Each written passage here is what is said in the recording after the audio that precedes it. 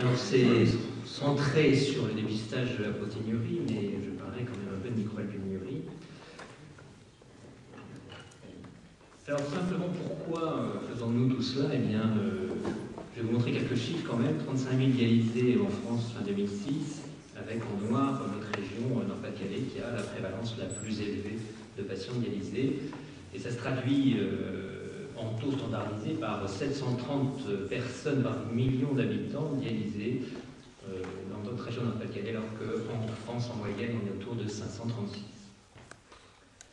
Si on s'intéresse, et c'est grâce au travail du registre de kilomètres, si on regarde un petit peu ce qui se passe dans les différents bassins, eh bien, il y a une grosse variation d'un bassin à l'autre, et notamment dans certains secteurs, de cette prévalence qui peut être de 438 par million d'habitants dans le secteur de Béthune jusqu'à 900 en Sambre-Avesnois, avec une incidence qui est de l'ordre moyenne dans le Pas-de-Calais 262, en fait on est plus en taux standardisé proche de 180 nouveaux patients pris en charge en dialyse par million d'habitants par an. Le but de ce genre de campagne, c'est d'essayer de modifier la pente de la maladie rénale, essayer de dépister le plus tôt possible, parce que parfois on peut travailler de telle sorte que l'évolution se fasse beaucoup plus vite que prévu. Mais notre but est d'essayer de freiner cette évolution, voire de l'arrêter dans la mesure du possible, et parfois on a même la bonne surprise d'avoir des récupérations de fonction rénale. Alors c'est plus orienté vers les gens qui n'ont pas l'habitude, mais la fonction rénale est toujours difficile à définir. Alors on parle de créatinine, on essaye de trouver un seuil, mais est-il vrai, est-il faux, on ne sait jamais. Le débit de filtration glomérulaire, alors moi je parle en pourcentage pour les patients, on estime en plus le débit de filtration glomérulaire, c'est jamais le véritable débit de filtration glomérulaire. Et on parle d'insuffisance rénale terminale lorsque ce débit de filtration glomérulaire est inférieur à 15%, 15 ml par minute généralement. Alors j'ai pris l'exemple du diabète parce que c'est l'occasion ici, bien sûr. Et l'évolution est assez caricaturale, peut-être pas tout à fait vrai, bien sûr, mais généralement, la maladie rénale du diabétique débute par une microalbuminurie, c'est pas toujours le cas, mais souvent. Puis cette évolution va se faire vers la protéinurie au bout d'un certain temps, jusqu'à l'insuffisance rénale terminale. Et vous voyez en bas du graphique que parallèlement, il y a un décès cardiovasculaire qui est particulièrement élevé au cours du temps et qui a confirmé un certain nombre d'études, et je vous prie celle de l'UKPDS, qui montre en fait le suivi des patients diabétiques n'ayant pas de néphropathie, puis le stade de microalbuminurie, protéinurie. Vous voyez le passage année par année de chaque stade de patients pour l'atteinte rénale, avec généralement un peu plus de 2% par an de personnes qui passent d'un stade à l'autre, mais il faut bien savoir que certains vont même passer du stade de pas de néphropathie au stade d'insuffisance rénale, bien sûr, mais parallèlement, vous avez aussi un décès de toute cause et souvent de décès cardiovasculaire qui n'est pas négligeable. Et c'est pour ça que, évidemment, toutes les personnes qui ont une atteinte rénale diabétique n'évoluent pas vers l'insuffisance rénale terminale, en sachant qu'on s'intéresse peu aux reins. C'est peut-être pour ça également que la maladie coronarienne touche 35 fois, de manière plus fréquente, 35 fois plus fréquente le diabétique que l'atteinte rénale. C'est peut-être une amorce d'explication.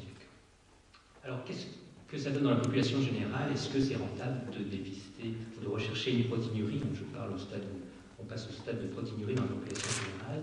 Et dans cette population néerlandaise, eh bien, il y avait 1% des patients qui avaient une protéinurie méconnue. Mais quand on regarde l'évolution de la fonction rénale au cours du temps, sur une moyenne de 7 années, eh bien, c'est ces patients-là qui ont dégradé plus rapidement leur fonction rénale par rapport aux autres, peuvent avoir soit une hématurie, soit même une atteinte de la fonction rénale.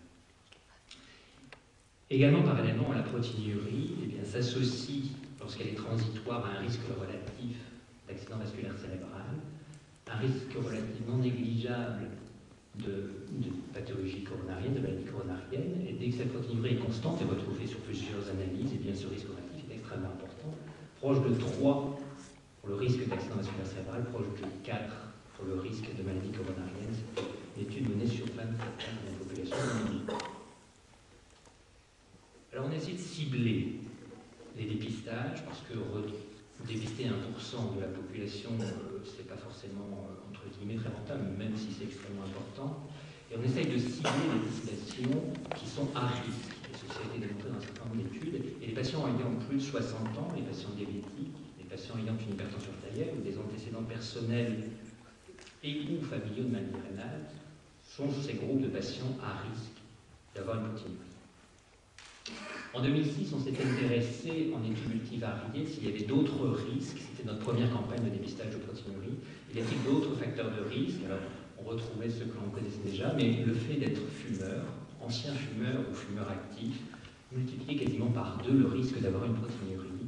Et bien sûr, on retrouve le contexte d'angine de poitrine ou d'infarctus, où les patients avaient 1,6 fois plus de risque d'avoir une proteinurie. Or, dans ce dépistage organisé, on inclut maintenant la microalbuminurie, la proteinurie, l'insuffisance rénale, les facteurs de risque cardiovasculaire, un tout mis. On essaie de coordonner avec l'assurance maladie, et on m'a encore expliqué ce soir que c'était extrêmement important, l'assurance maladie, dans ce dépistage pour mobiliser les foules. Les bénévoles sans qui on ne pourrait pas faire ce genre de dépistage, je pense aux élèves infirmières, aux infirmières, aux personnels paramédicaux. Les pharmaciens d'officine qui nous ont aidés aussi dans la distribution notamment des affiches. Les médecins, alors les médecins c'est primordial évidemment puisque c'est la clé de voûte de ce dépistage, parce qu'après il va falloir savoir quoi faire de ce qu'on trouve. Les réseaux, et cette année les réseaux se sont particulièrement impliqués dans le dépistage, je vous montrerai. Les associations notamment bien sûr la FNER qui est à l'origine de ce Murin bien sûr. Les laboratoires de biologie, parce que lorsqu'on dépiste sur bandelette, après, il faut confirmer au laboratoire, et les laboratoires pharmaceutiques, et notamment Roche, qui nous aident régulièrement dans ce dépistage. Alors, l'URCAM distribue ce type d'affiche, qui est une invitation et parfois prise pour une convocation par les médecins, par les patients, par les personnes, et ce qui fait que ça doit avoir un certain succès. Un succès, oui, il a été, puisque si on se borne au nombre de personnes mobilisées, là, on a dépisté 4327 personnes cette année, ce qui est énorme, avec un major, parce que les néphrologues aiment bien se comparer, évidemment. Donc le major, c'est Dunkerque, et c'est notre collègue de Dunkerque qui a dépisté 479 patients. Je ne sais pas bien comment il a fait, mais il a fait. 4300 personnes pour tous les bassins de vie. Alors, quand on regarde les résultats des 3 dernières campagnes